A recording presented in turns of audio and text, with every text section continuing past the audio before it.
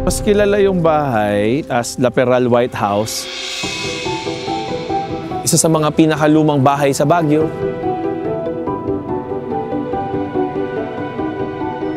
There's so much you can try here. There's a different food for everyone, a different flavor for everyone.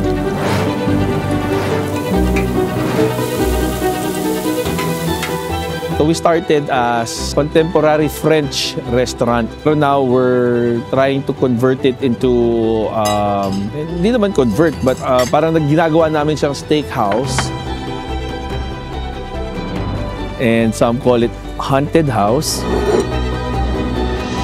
No, pero it's not. And now it's Joseph's Restaurant. Pag nandito ako sa Baguio, hindi pwedeng hindi ako pupunta dito sa La Peral White House. Ngayon, known as Joseph. Kasi dito, gusto kong feeling special on an ordinary day. Kasi masarap talaga ang pagkain dito. Tapos yung corner na kwartong yon, yan yung sunroom nila. Yan yung favorite spot ko.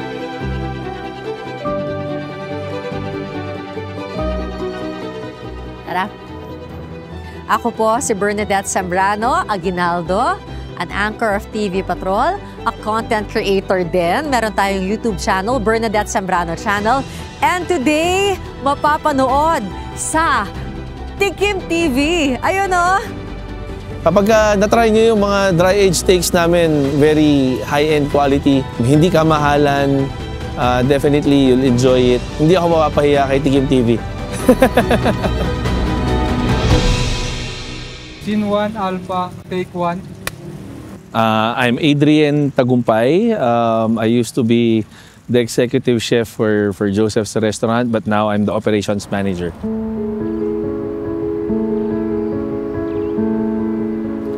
Nabuo siya ng 1928.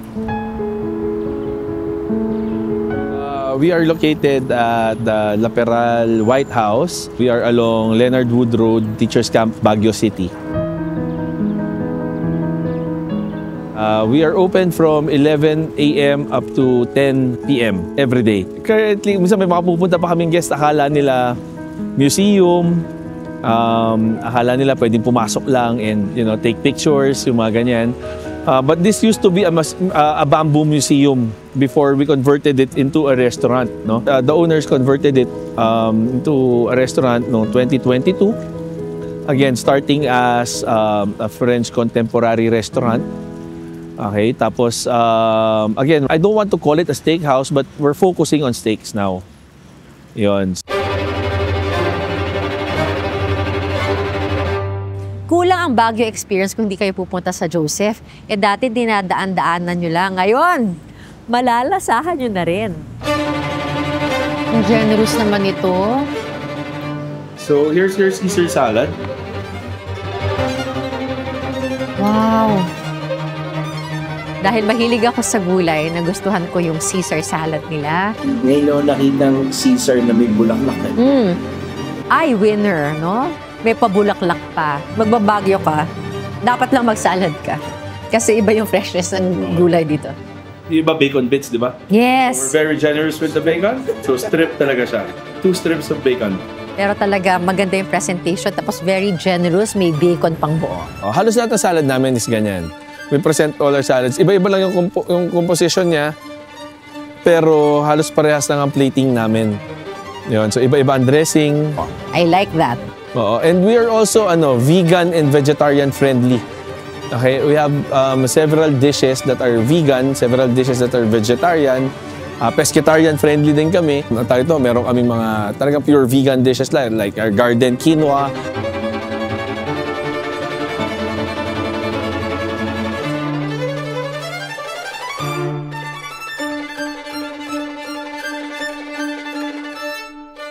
Yung ratatouille rolls, yun, talagang vegan dish namin yun.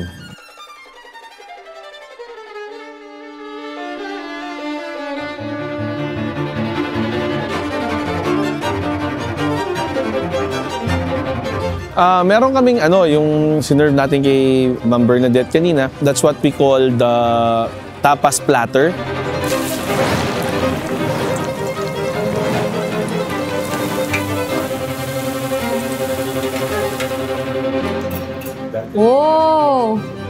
Here's your tapas platter. Dami pala. Yes, that's actually good for about 4 to 6 packs. Nagustuhan ko rin yung sampler. Dahil, ewan ko baka pag kumakain ako sa labas, gusto ko marami ako natitikman na iba-ibang lasa. Pero ito, good for sharing pa. I would have the sampler ng kanilang tapas.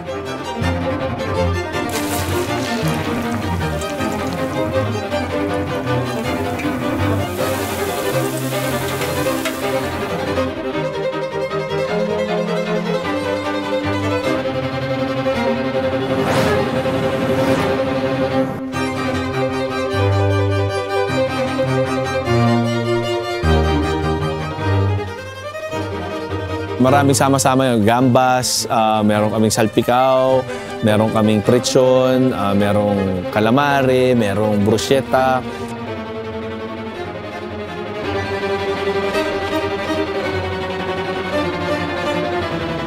Salpikaw and the gambas. Gambas, oo. Yeah. Pero there's Mediterranean salsa also that goes really, really well with the bread. So, meron ng beef, may pork, may gambas. What's this one? Calamari. Oh my golly! Ang price niya is about 1,800 pesos.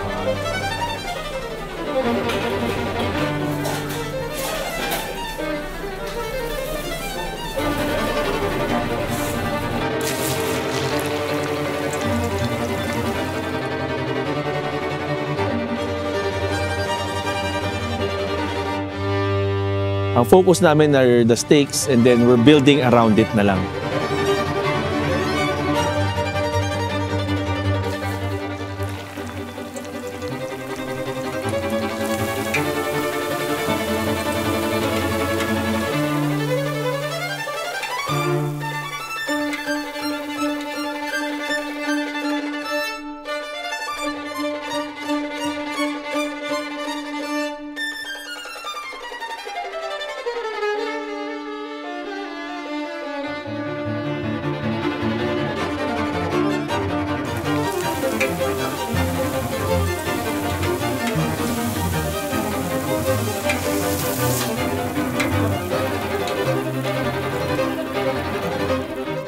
This one, roast beef. Let's try this.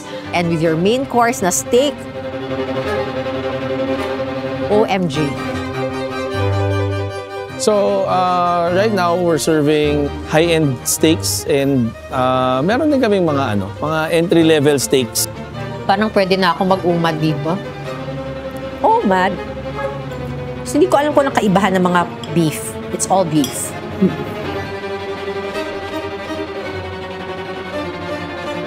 Pero medyo European pa rin siya, no? So parang may French kami, may Spanish kami, mga ganon. So it's a mixture of everything. Ang ginawa lang namin is we built around the steaks. Kung ano ba yung babagay, like kunyari, ano ba yung mga side dishes na babagay sa steaks, ano ba yung mga soups na babagay sa steaks, mga salads na babagay sa steak. Honest. Parang it can't deserve any less than this.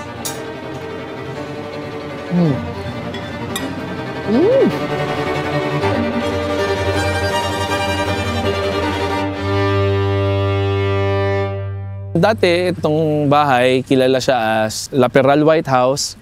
No, again, some things it's a haunted house, no, pero it's not. Ako personally wala pa ako nararamdaman dito.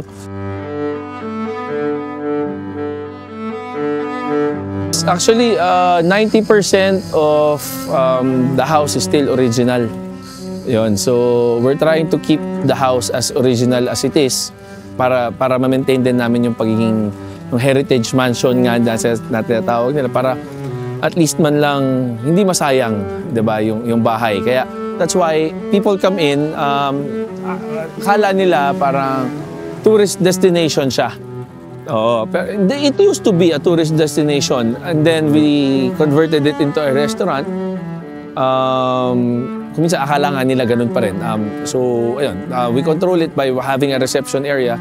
Nasana yung mga tao na pumupunta dito by reservation. So, once they come in, naka-ready na talaga yung table nila, naka-ready na yung food nila.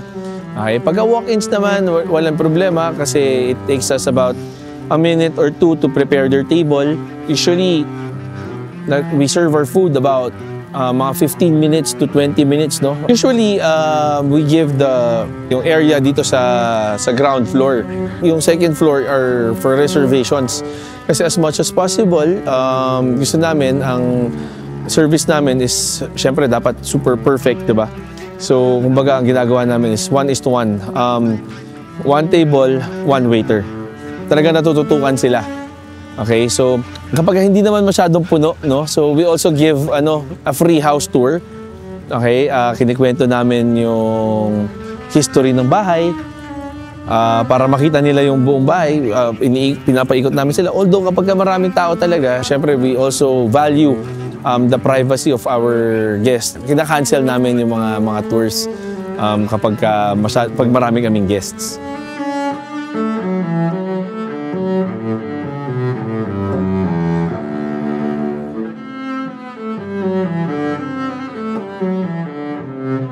Yung mga tao nga kasi ang tingin nila, Joseph's is a very expensive restaurant, which is not true. I would not like to compare, but again, in comparison to other restaurants na almost the same level as us, hindi naman nalalayo yung presyo. Kung minsan mas mura pa kami. Ingredients are really handpicked. Well, you're in Baguio, so you're in abundance of fresh vegetables. Pero yun nga, sa amin talaga medyo sourced out talaga siya, na carefully sourced out talaga siya. Okay, so yung mga meats namin talagang imported talaga, price and quality also, no? Part na ng childhood ko tong La Peral House na daanan mo. Naalala ko pag dumadaan ako dito sa La Peral House, ang dami mong iniimbentong kwento sa utak mo eh, 'di ba? Ano kaya nandiyan? May multo ba diyan?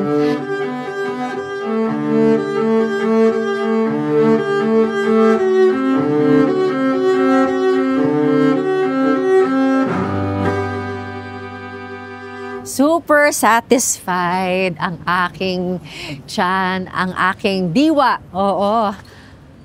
Kala lang marami mahal dito, pero ang totoo lang, sobrang worth it.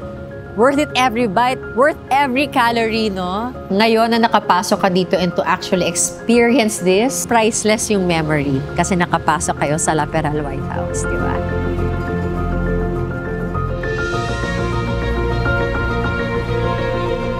Parang feeling ko deserve ng bahay na to ang ganito kasarap na pagkain. And ang maganda, now I have a new Baguio story when I go back to Manila. You don't have to get intimidated with Joseph's because we serve, tsaka malalaki yung portions namin, no? We have big portions, we have quality food, exemplary service.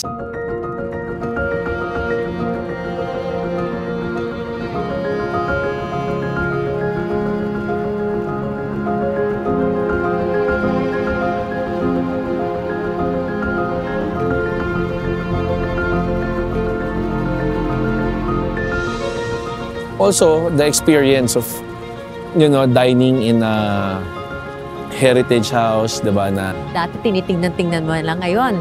Talagang experience, complete experience na. Alam mo yan, there's enough for everyone. Alam mo yan, there's lots of choices for everyone. If they come in and try Joseph's, hindi sila magsasawa. Parang hindi kumpleto ang Baguio experience kung wala ang Joseph's at La Peral White House.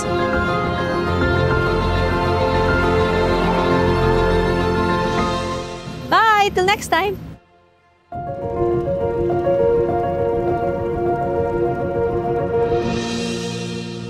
Pero usually they come in for special occasions. Pero yun nga ang gusto naming parang ipaalam sa kanila na ang Joseph's is not just for special occasions. Dine here every day. Especially ngayon, meron na kami mga a la carte na pagkain, 'di ba? So hindi mo na kailangan may mga set menu pa rin kami.